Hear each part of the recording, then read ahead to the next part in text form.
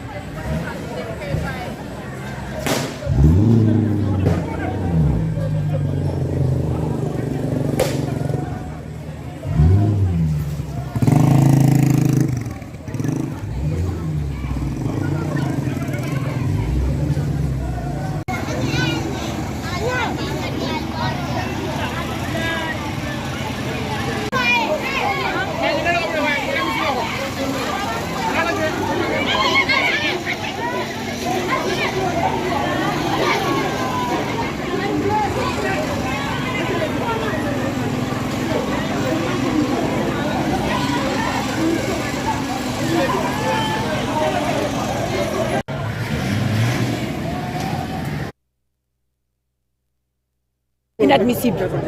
Nous sommes venus à Kolda depuis hier. Ça a commencé hier, les courses-poursuites. On a essayé de tenir des rencontres, de collecter des parrainages. À chaque endroit, ils nous ont bloqués. Ils nous ont enfermés dans l'hôtel, empêchés de sortir. On a dû réunir notre personnel et nos militants et nos sympathisants au sein de l'hôtel, alors que ce n'est pas ça qui était prévu. Depuis ce matin, ils nous suivent. Aujourd'hui, on est arrivé ici, dans un lieu de culte. Dans un lieu de culte, je rencontrais l'imam. Je recueillais de rencontrer les populations. C'est dans la mosquée même qu'ils nous ont jeté des lacrymogènes. Ils nous ont fait sortir de la mosquée ici à coups de lacrymogènes. Ils ont récupéré notre matériel, mais plus, encore plus, ils ont pris mon personnel. Ils ont pris les membres de mon équipe. Ils ont pris 3 d'entre nous. Ils les ont amenés au commissariat. Vous pensez que ça c'est normal? Vous pensez que ça c'est normal? Ça c'est de l'injustice. Nous n'avons fait de mal et de tort à personne.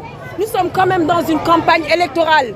Et c'est le moment pour nous, candidats, déclarés, d'aller à la rencontre des populations pour recueillir le parrainage citoyen. Comment nous allons avoir notre parrainage citoyen si nous ne descendons pas sur le terrain? Ou bien ils veulent qu'on fasse comme eux, c'est-à-dire qu'on achète ces parrainages-là? Non, nous sommes obligés de descendre sur le terrain. Nous sommes obligés de rencontrer les chefs religieux. À qui avons-nous fait du mal?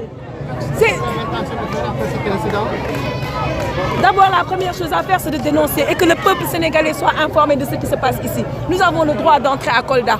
Kolda n'appartient à personne, Kolda appartient au peuple. Et c'est son peuple qui aujourd'hui a dit non. Ça, c'est de l'injustice totale. Ci wolof. wàccee leen tuuti. dañu ñëw fii dugg Kolda depuis démb. tànk bu ñu teg ñu freiné ñu. arrêté ñu ne ñu duñu def benn regroupement duñu gisanteeg population bi bu ñu bëggee gis nit ñi ñu ne nañ leen gis ci hôtel ba suñu rencontre bi ñu am démb ci hôtel ba lañ ko mujjee amee loolu yëpp ngir bañ a tooñ tey ñu génn hôtel bi ñëw dugg ci population bi ñëw ci mosquée bi ci jumaa ji pour rencontrer imam bi dañu toog imam bi di ñu ñaanal ñu tàllal suñu loxo imam bi di ñu ñaanal ñu sànni ñu ay bombe lacrymogène ci biir jumaa ji sànni ñu ay bombe lacrymogène sama benn njaboot daanu xëm ñu jël ñett si parmi ñun ñett jëpp tëj yóbbu commissaire bi génn ñëw taxaw fii armée bombe lacrymogène fas yéene ko doon dóor doomu sénégalais jël suñu équipement confisqué équipement bi heureusement population Kolda moo taxaw lii du yoon lii du dëgg ñun tooñuñu kenn parce que parrainage citoyen bi ñu wax boo ko bëggee foog nga wàcc ci population bi foog nga ñëw saafante ak ñoom mais balaa may dugg ci nit ñi dinaa dem ci jumaa ji kenn moomu ko ñëpp ko bokk tooñuñu kenn loolu moo xew fii ci Kolda et on dénonce lii moo tax ndaw ñi di mer ñun dañuy woote une relève citoyenne ñun bëgguñu